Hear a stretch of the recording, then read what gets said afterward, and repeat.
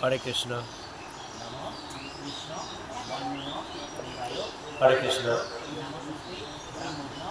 হরে কৃষ্ণ।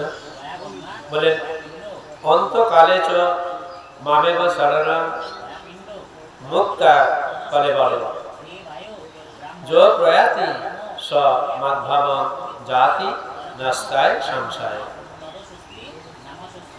বলেন মৃত্যুর সময়ে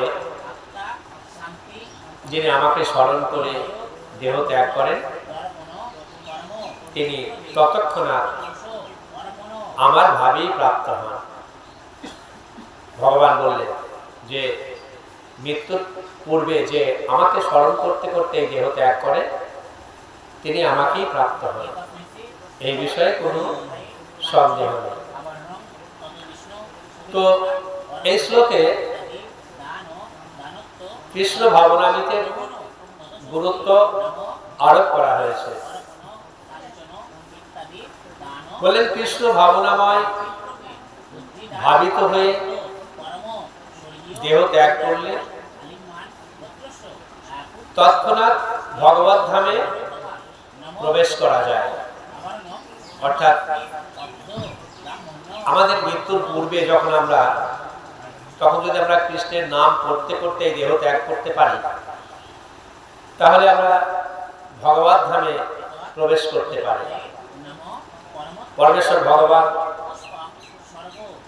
সকল শুদ্ধ সত্তার মধ্যে শুদ্ধতম। বললেন সুতরাং নিরন্তর কৃষ্ণ ভাবনাময় এই ভাবনায় মগ্ন থাকলে কি হয়, শুদ্ধ সত্তার মধ্যে শুদ্ধতম হয়ে ওঠা যায়। বলেন এখানে স্মরণ শব্দটি খুব গুরুত্বপূর্ণ। যে সমস্ত জীবেরা অশুদ্ধ, যারা কখনো ভগবত ভক্তি সাধন করেননি, তাদের পক্ষে ভগবানকে স্মরণ করা তো সম্ভব নয়। তাই জীবনের সূচনা থেকে কৃষ্ণ ভাবনার অনুশীলন করা উচিত। অর্থাৎ ওই যে বললাম প্রথম থেকে মায়েদের উচিত সন্তানদের কৃষ্ণ কথা শোনানো, শাস্ত্রীয় কথা শোনানো। জীবনের শেষে সার্থকতা অর্জন করতে হলে বলেন শ্রীকৃষ্ণের স্মরণ অপরিহার্য। সেজন্য শ্রীকৃষ্ণকে মনে রাখতে হলে আমাদের কি করতে হবে না, সর্বক্ষণ অবিরাম ভাবে কি করতে হবে, হরে কৃষ্ণ মহামন্ত্র, যে নাম আমার মহাপ্রভু দিয়ে গেছেন। কি বলেছেন, হরে কৃষ্ণ কৃষ্ণ কৃষ্ণ হরে হরে, হরে রাম রাম রাম হরে হরে। এই কীর্তন করতে হয়। শ্রী চৈতন্য মহাপ্রভু উপদেশ দিয়েছে যে প্রত্যেককে তরুণ মতো সহিষ্ণু হওয়া উচিত। তরুণীও সহিষ্ণু না।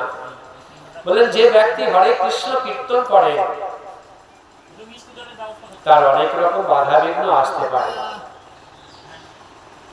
তা সত্ত্বেও এই সমস্ত বাধা বিঘ্নগুলিকে সহ্য করে তাকে অনবরত কি করতে হবে, মহাপ্রভু বলে গেছেন হরে কৃষ্ণ কৃষ্ণ কৃষ্ণ হরে হরে, হরে রাম